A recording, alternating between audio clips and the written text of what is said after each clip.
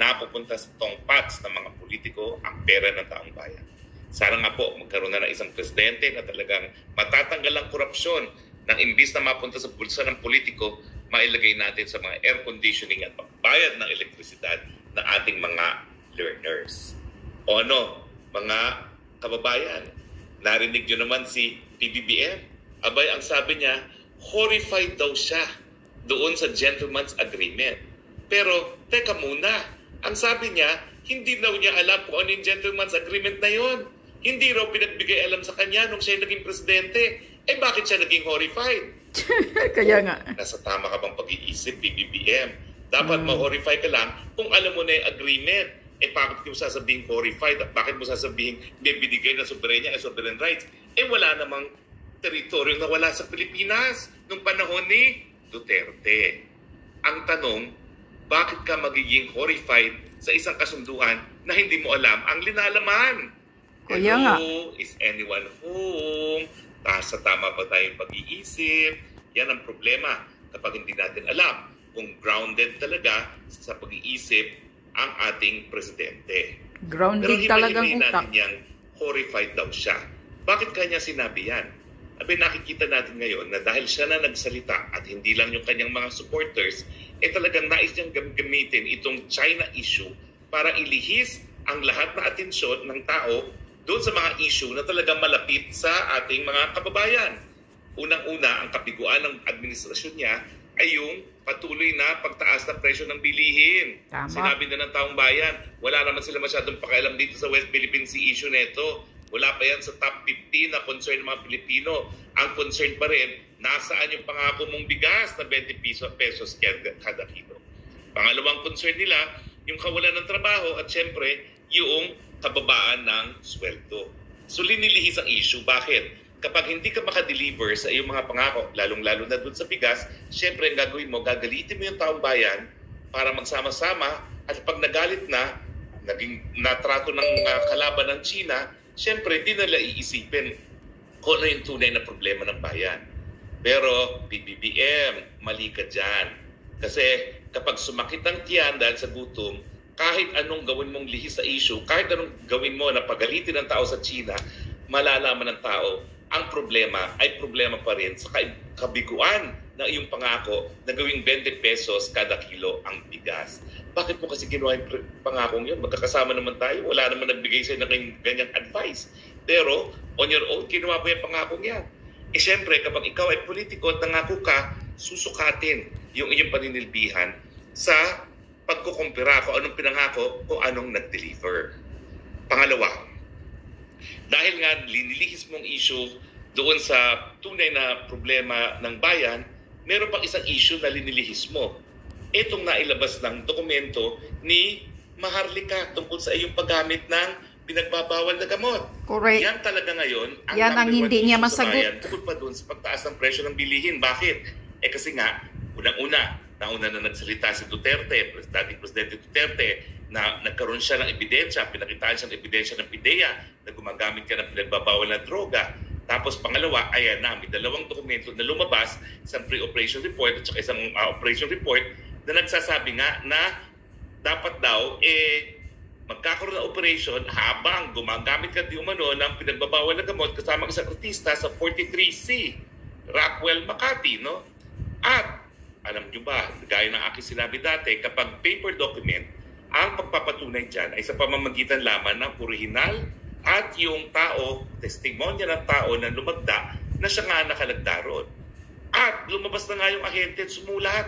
At ang sabi niya, naku, public knowledge yan nung ako'y nag-interview ng confidential informant tungkol dito sa paggamit ni PBBM ng droga nung panahon noon ng 2012. At ako pa ang kumuha ng sinumpaang say-nay-say ng confidential informant. At matapos ko makuha yung mga salaysay na yun, ginawa ko yung mga dokumento. Pero ang sinabi ng ahente, hindi siya ang nag-leak dahil yan ay sinecure niya sa premises ng PIDEA. So, inamin niya na siya yung gumawa noong pre-operation report at yung operation report, yung surveillance report. O na ibig sabihin niyan, pinatutuhanan niya. So, na meaning it's totoo. PIDEA na gumamit na pinagbabawal na gamot ang PBBM noong 2012. Correct. Nagtataka Tama. pa ba kayo kung bakit ngayon nais makipag-away ng PBBM sa China? Kasi nga, kinakailangan ilihis yung atensyon ng mga Pilipino sa mataas na presyo ng bilihin at dun sa issue na pinagbabawal na gamot at yung PIDEA leaks. Yeah. Pero hindi nga po Tsaka yan yung PCSO. magtatagumpay. Kasi habang ginagamit yung Laging may China nananalo. issue at kinakaladkad niya ang Pilipinas sa gera, lalo mag-iisip ang taong bayan. Siya ba'y nasa tamang pag-iisip? Yun Talaga nga ba hindi siya nasa impluwensya ng droga nang siya nagdedesisyon na makipaggera sa China? Abay, sinabi po ng Fox News, ha? Baka maging meet siya ng World War III ito nangyayari sa West Philippine Sea. Mantakin nyo, pwede magkaroon ng World War III dahil lamang sa isang presidente na posible, hindi ko sinasabi naman na katotohanan na yan, ha? Posible na wala sa tamang pag-iisip. Bangag. Ako naman, maawa naman tayo sa mga buhay ng Pilipino.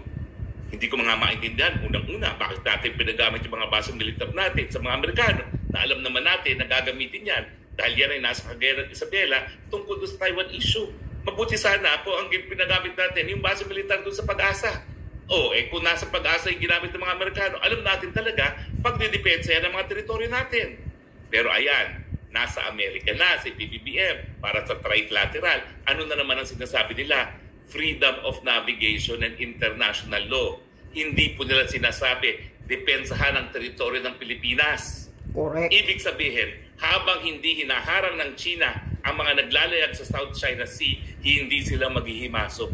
So kahit anong gawin ng China doon sa Sierra Madre, hindi sila maghihimasok dahil hindi naman yan issue ng freedom of navigation. Tama. Uulitin ko po bagamat ang Sierra Madre ay kabahagi natin exclusive economic zone, hindi tayo pinagbigyan ng tribunal ng arbitral tribunal doon sa ating prayer na ipatigil yung pagbubuli ng China sa ating mga kasundaluhan. Bakit?